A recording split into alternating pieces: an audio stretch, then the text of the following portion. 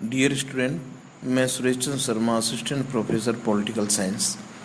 आज हम प्लेटो के शिक्षा सिद्धांत की विशेषताओं एवं आलोचनाओं पर चर्चा करते हैं।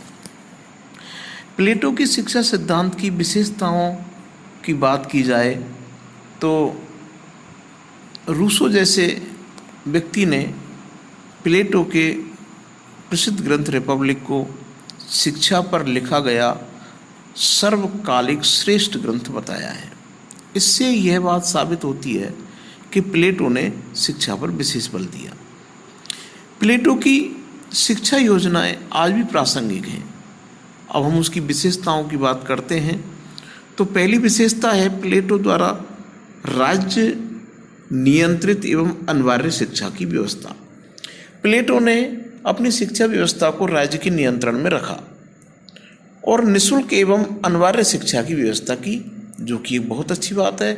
आज भी अधिकांश देश उस शिक्षा व्यवस्था के लिए प्रयत्नशील हैं कि शिक्षा मुफ्त हो, निःशुल्क हो, राज्य के द्वारा नियंत्रित हो और सभी के लिए अनिवार्य हो। इस प्रकार हम देखते हैं कि 2500 साल पहले प्लेटो की शिक्षा की ये विशेषता, उसकी एक डिमांड जो आज के युग में, इस आधुनिक युग में, इस विकास एवं परिवर्तन के युग में भी पूरी नहीं हो पाई है। दूसरी विशेषता की बात करते हैं तो प्लेटो व्यक्ति के सर्वांगीण विकास के लिए शिक्षा व्यवस्था की बात करता है, जिसमें वह संगीत और व्यायाम की बात करता है। संगीत और व्यायाम को एक बड़े विस्तृत अर्थ में प्रयोग करता है और मनुष्य के शारीरिक और मानसिक दोनों ही पक्षों के विकास के लिए प्लेटो शिक्षा की व्यवस्था करता है।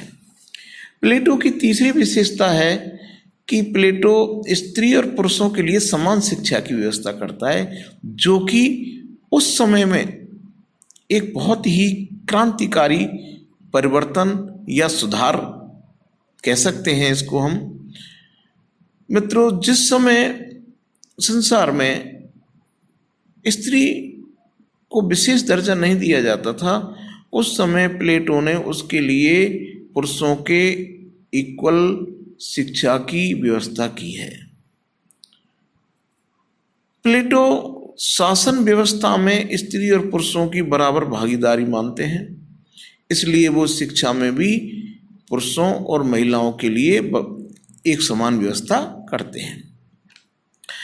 प्लेटो की शिक्षा प्रणाली की विशेषताओं में आगे बढ़ते हैं तो हम देखते हैं कि प्लेटो ने अपनी शिक्षा व्यवस्था को 2 भागों में बांटा, प्राइमरी एजुकेशन और हायर एजुकेशन, जो कि आज के दौर में भी हमें देखने को मिलती है।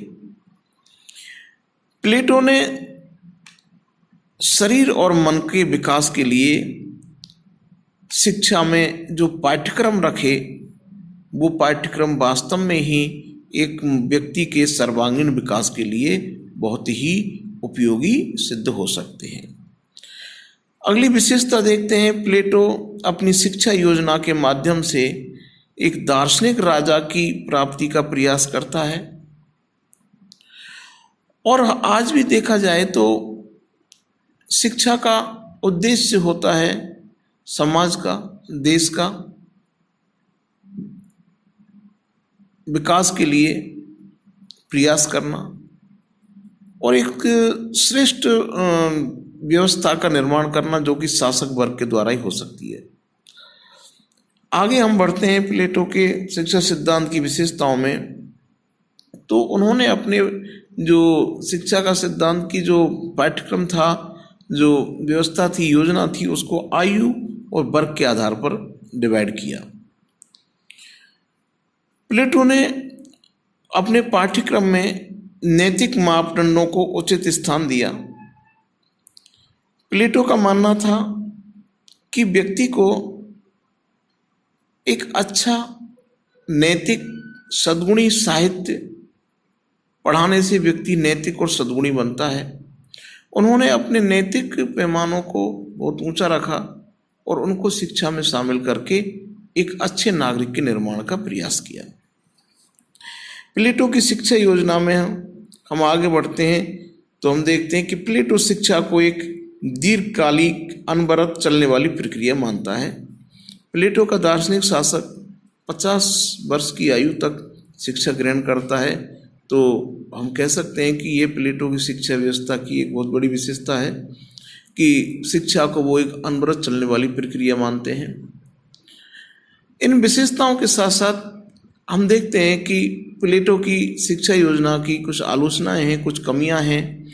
कमियां हर सिद्धांत में होती हैं, और जब तक हम कमियों को नहीं देखेंगे हम उसकी विशेषताओं पर प्रकाश नहीं डाल सकते।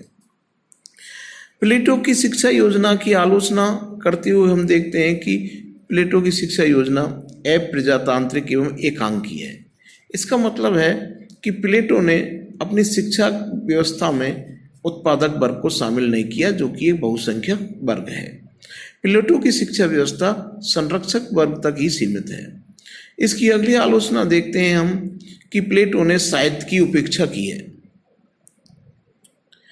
प्लेटो ने अपनी शिक्षा योजना में गणित को विशेष महत्व दिया है।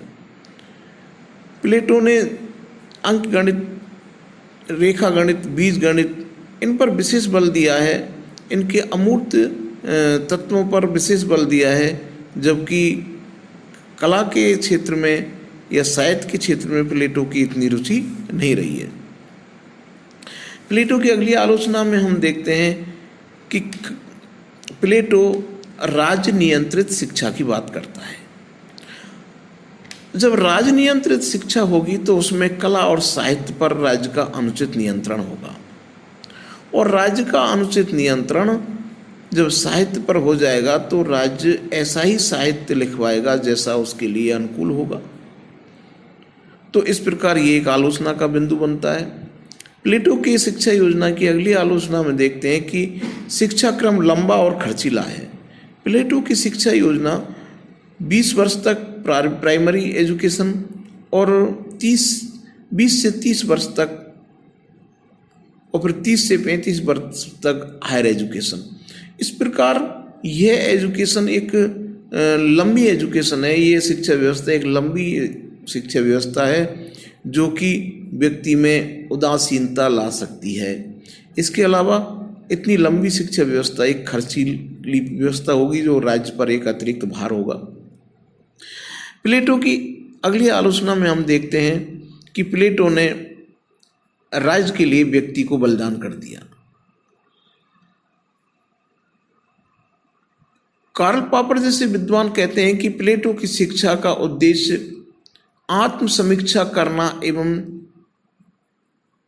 समीक्षात्मक विचारों को जगाना नहीं अपितु मत शिक्षण है। मस्तिष्क एवं आत्मा को एक ऐसे ढांचे में ढालना है कि वे स्वतंत्र रूप से कुछ करने के योग्य नहीं रहे।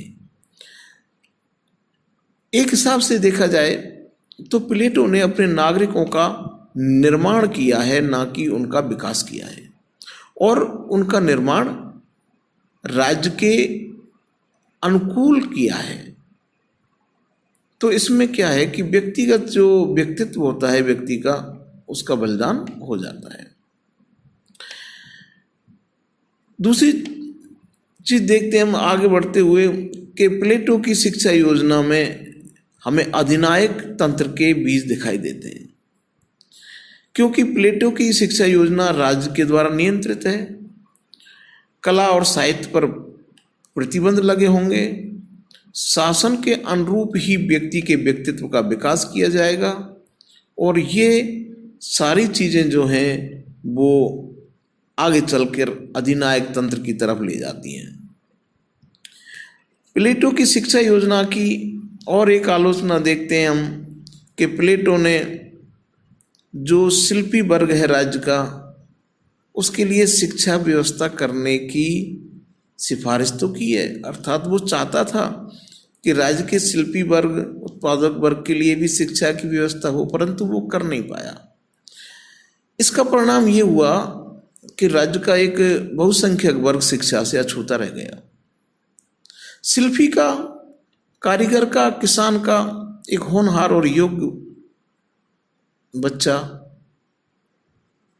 शिक्षा ग्रहण न करने के कारण अपने उसी पैतृक कार्य को करेगा जिसको उसके पूर्वज करते आए हैं। यह एक तरीके से देखा जाए तो व्यक्ति के व्यक्तित्व के साथ एक बहुत बड़ी दुर्घटना है। तो ऐसे करके हम देखते हैं कि प्लेटो की शिक्षा योजना की कुछ आलोचनात्मक बिंदु भी हैं, परंतु ओवरऑल देखा जाए तो प्लेटो की शिक्षा योजना की तुलना यदि उस 2500 साल पुरानी स्थिति से आज की जाए तो एक बहुत ही विकसित व्यवस्थित शिक्षा योजना थी, जिसकी प्राप्ति के लिए आज भी अधिकांश देश प्रयत्नशील हैं, परंतु उसे प्राप्त नहीं कर पाए हैं। इस प्रकार हम कह सकते हैं कि प्लेटो का जो शिक्षा के प्रति जो उनका विचार था, जो उनकी प्लानिंग थी, वो एक श्रेष्ठ प्लानिंग थी। मैं समझता हूँ कि प्लेटो की शिक्षा व्यवस्था आपकी समझ में आई होगी, और इसी शिक्षा व्यवस्था के आधार पर हम प्लेटो के आगे के सिद्धांतों को पढ़ेंगे। Thank you.